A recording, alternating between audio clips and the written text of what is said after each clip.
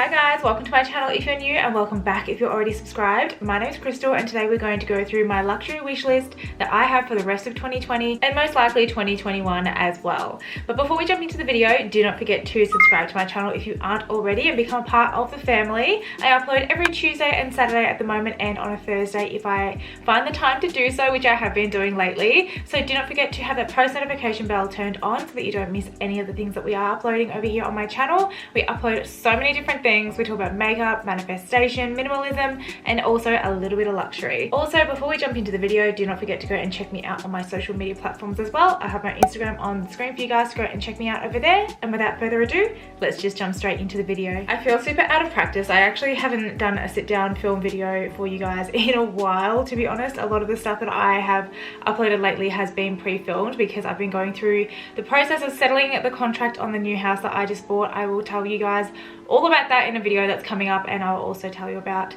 how I saved for it and how it's going. So there will be some moving vlogs and stuff coming up as well where I will talk about all that sort of stuff. But honestly, I feel a little bit out of touch in terms of filming in front of a camera. So if I seem a little bit like robotronic, that's why. But yeah, so let's just dive into the first couple of things that are on my luxury wish list. Honestly, look, now is not the time really to be buying. We are in a pandemic and I totally understand that, and I do think that there are so many other things in this world that are so much more important than luxury purchasing. I mean, there are people out there that are struggling to keep a roof over their head. So if this video is triggering for you as well, please do not watch it. These are just things that I have been wanting for a really long time, and yeah, if I do find the opportunity to purchase them, I will. But hopefully, if you own any of these items, you can let me know your experiences with them and hopefully also give me some insight as to whether they're worth the money or not. So the first item that I have my eye on is it's a really big Instagram kind of fad at the moment. It's the Prada Nylon bag in the shade Nude. So this is like a reissued product. It's already been out quite a while ago and the whole 90s trend is coming back on board again. This bag has been very prevalent for quite a while now. I just think it looks so cute. I've seen so many different girls on Instagram wear it. It looks really luxe. I do feel like a nylon bag is a really good investment in a sense that it's not leather. It's not going to scratch if you look after it. I mean, if you get it in a nude, you potentially have a chance of staining it, but you're not going to get transfer from your denim. You're not going to have so many other problems that you do with, say, lambskin leather on a Chanel classic flap. So, like, you're going to have more of a chance of scratching or damaging that bag than you are a nylon bag. So I think it's really great that this has come back in fashion. The price point for this is 1,850 Australian dollars. For a luxury handbag, I don't think that that is too bad. However, I don't think this is a bag that is something that's particularly appropriate to wear into the workplace. So I work in a corporate environment, and I just don't think if I was to rock up to work with something like this, it would kind of fit the aesthetic that I go for at work. Like, I'm quite a classic person. I wouldn't wear a classic flap to work either, just because I feel like that's a bit obnoxious. But something like a Louis Vuitton Neverfull in Damier Ebene or even the monogram could work. That would go with my kind of style. It's classic. It's in your face, but not too in your face, if you get what I mean.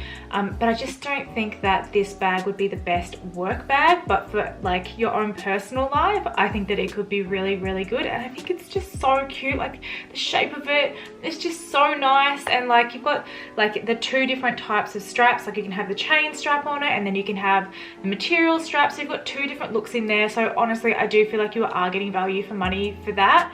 However, if you're somebody who's into reselling your bags, I don't think that you're going to get your money back out of this bag. Every single bag that I'm talking about today that is on my wish list isn't good on the resale market. And look, personally, everyone's different. I'm not going to make a purchase with the intention of reselling it. That's just not my thing. I'm more into property and stuff like that when it comes to reselling things. I'm not going to be making a purchase from a retail store to resell it. That's just not my thing. So everyone has their own opinion of that, of course. If your opinion is different, that's totally fine, but that's just my opinion. So that is the first thing that is on my wish list. The next bag that's on my wish list is a mini Lady Dior in the Lotus shade with the silver hardware. Oh, this is so beautiful. This is so my style. I feel like the Lady Diors are just so classic. They don't hold their value in terms of the resale market. Like I said, all these bags don't have the best resale value. However, I feel like this bag is like a comparison to a Chanel classic flap in a sense that it's been around for such a long time. It's a major piece from one of the major designer houses, and it's not going anywhere anytime soon. It's very classic. It's going to be around for a really long time, and the fact that it now comes in a mini, a small, a medium, and a large, it's not going anywhere. And if you are interested in doing a bit for the environment and all of that sort of stuff, you can pick one up for a reasonable price on the secondhand market, which is awesome. So the price of this is 3,950 Australian dollars. All of these will be in Australian dollars. I will have a conversion link in the description box below if you want to know what it is in pounds or USD. So it's always a little bit higher for Australians than it is for the rest of the world, but I just think that this bag is so beautiful. So last year I lived in England for 3.5 months. I loved it, and we did a lot of tours of the castles and stuff like that, and Lady Diana's dresses and stuff like that were in the castles and in the places that you could go and look at, and it was just so incredible. And this bag was originally created for her, which is so beautiful. I just think that there's a bit of history there. I just think it's so... it's hard to compare to, but again, based off the size of this bag, I don't think it's necessarily appropriate to take into the workplace. It's more of a kind of going out to dinner, going out to drinks with the girls kind of bag, because it does have a crossbody attachment to it. You can take that off. I know, I just think the whole crossbody thing looks so cute. This particular shade is beautiful. It's kind of like a metallic-y pinky nude, so it's a little bit different in the sense that it is pinky based and it has that reflect to it. However, it is something that can go with so many different things in your wardrobe. It's not going to clash with either patterns or even just plain colors like what I've got on now with textures on the sleeves. It's just such a universal piece, and I definitely think it's something that I have to own one day. I just don't know when, but one day. The last bag that is on my wish list at the moment is the Givenchy Antigona Mini in Black Mott Croc. Now this retails for 2,850 Australian dollars. I've always liked the Antigonas. I just find the size really hard to wrap my head around. So because I'm somebody who goes to the gym quite regularly, and I do take my gym stuff with me to work, like when I'm in the office, which I haven't been since March this year, and I probably won't be until March next year, if not later. The Antigona's sizes, the small, medium, large, the large one still doesn't hold all of the things that I need for work and then my gym stuff as well, so I would still have to take a separate bag for that, which kind of frustrates me a little bit because I know that the Neverfull in the GM does hold everything, but I just like the shape of the Antigona better. I just think it looks more classic. I think it's a well-structured bag. It's understated, but when you see it, you also know it's a designer bag because of the way that it's constructed, the way that the silhouette that it creates is very obvious that it's not just a bag that you picked up from Kmart or Target or Colette or anything like that. It's definitely something that has got really good craftsmanship associated with it, and that's why I've always been drawn to the Antigonas. It's just, like I said, the sizes have never been right for me because I don't know how to explain it, but the mini version is so cute. Now, I have seen this in store. I think it's so classic. It's so beautiful. It's something that you can carry throughout your life, and if you have a daughter or anything like that, it's something that you could pass along because, again, it's a classic bag, and I do feel like Mott Croc is something that's going to be in fashion for quite a while. It's not going anywhere. It's been around forever. I know that YSL does Mott Croc really, really well, especially on their sunset bags. I think that that is so beautiful, and I feel like Mott Croc looks awesome with silver hardware. Now, I'm more of a gold hardware kind of person. If you have seen my luxury SLG collection video, I'll have a link to that in the description box below to go and check that out after this video, but that there shows just how much gold hardware I prefer. Although my wedding ring is platinum, most of my jewelry does tend to be silver, although I have gold hoops in today, but I do think the Mott Croc looks beautiful with silver hardware, and that's what I would go for with this bag. This bag is so cute. Again, I do think though this could be appropriate to wear to the workplace. I feel like the silhouette of this is very much appropriate to go into the workplace. Like I said before, it's understated. The mock croc really elevates it to a new level of luxury. However, if you are somebody like me who does have a gym bag that's separate, I feel like the size of this is really, really good just to pop in, say, your card holder, your key fob and stuff like that, even a small water bottle, and then you can have some powders and stuff in there and you're good to go. Like, it's just something small that's going to have your basics in there that you can just grab on your lunch break and go, and then you can pop it over your shoulder or use it cross body because it does have the strap, and I just think that it's something that could go with everything in your wardrobe. Honestly, if I had all 3 of these bags, I'd be stoked. I wouldn't need anything else. It's just the price of the mini Antigona is, I just think it's so expensive, because I think it's only a couple of $100 difference between getting a mini versus getting a large. Like, it's not too different, if that makes sense, and like there's so much more leather associated with the other sizes. So I don't know if you look at it like that, but for me, it's something that would be a little bit hard to stomach. I'm just not into spending big dollars on bags. I think that anything more than $4,000 Australian is just ridiculous, and even then, that's a bit of a hard pill to swallow. But yeah, I think I'm more drawn to the nylon bag as like my first purchase. But yeah, these are the ones that I'm interested in, and look, if I could have that bag tomorrow, I would not say no. It's something that I've been thinking about for about maybe 6 years. I've been thinking about an Antigona, but I just never have pulled the trigger. I kind of got sucked into YSL for a period there, but you never know. Maybe one day. My birthday is coming up, so we'll see. So next to bags, my next favorite thing in luxury is shoes. I love shoes. I love corporate shoes. I'm a stiletto girl. I love wearing stilettos to work. I really feel like it's something that elevates your look. If you can walk in them, it's just a whole new level of beauty for a woman.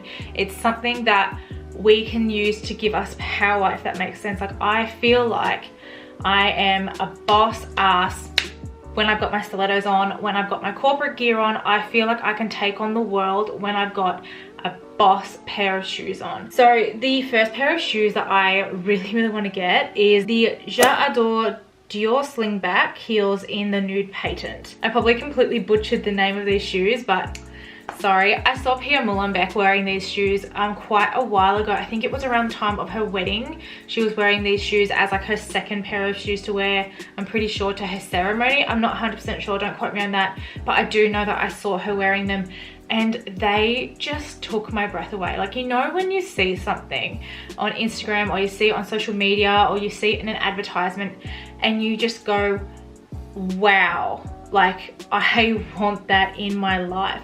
That is what I thought when I saw these shoes. I think they are absolutely stunning. I think they're works of art. I just think that they're the kind of shoes that can go with anything. They can go with corporate, they can go with personal wear. I really do think that they are a fantastic and beautiful pair of shoes. And I feel like when these shoes came out, it was around about the same time as the redone saddlebag came out. Like, Dior really became a key player in the market at that time. The oblique really had a presence in the market, and people were really starting to get drawn back to Dior. It's like they lost their shine for a while there. Though, like, brands like Fendi and Bottega Veneta were starting to take over, but then I feel like Dior was just sitting on some magic, and they released all this magic all at once, and it just blessed the world. And these shoes was something that stood out to me, and I just went, oh, if I could have those, I totally would. The only hesitation I have about these shoes is because the slingback is material and I fake tan.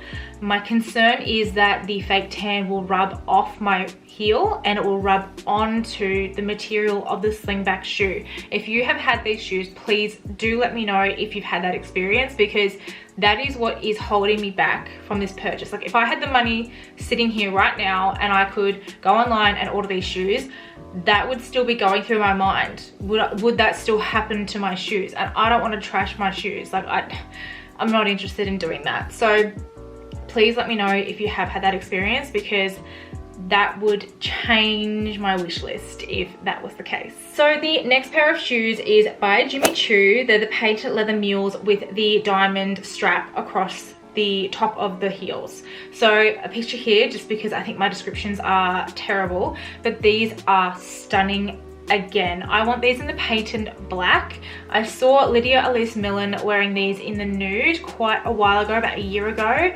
and I fell in love.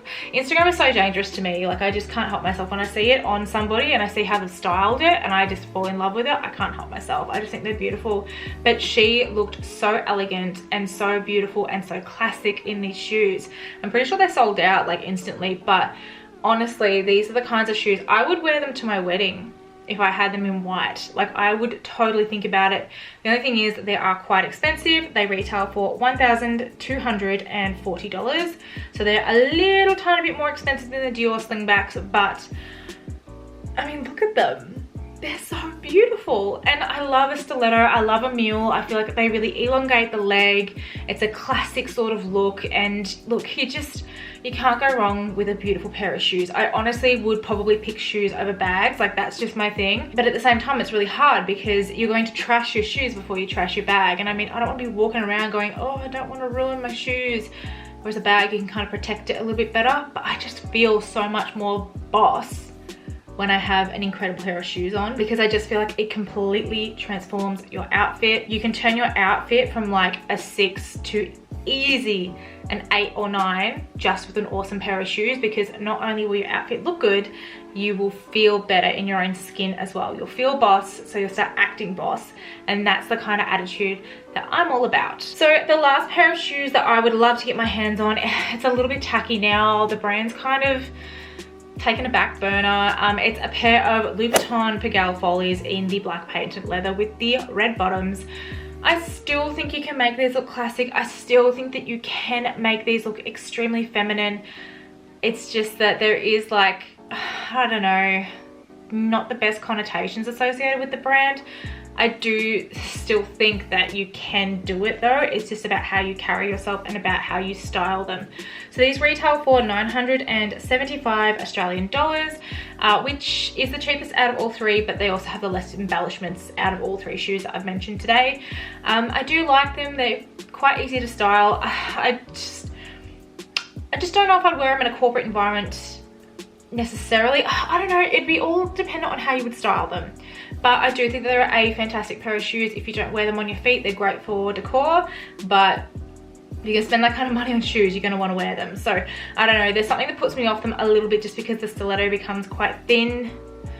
But at the same time, that's what makes it so elegant. So I feel like I'm rambling now, but yeah, that's something that is on my wish list. I've thought about it for a while. I have put a pair of these on and I felt pretty awesome in them, but I think I would get the slingbacks or the Jimmy Choos before I got these. But it is still something that is on my list. I just have no interest in So Kate's. I'm not even going to bother putting myself in that kind of mental frame of pain at all. So Pigalle Follies for me, I think. So two other honorable mentions before I end up this video.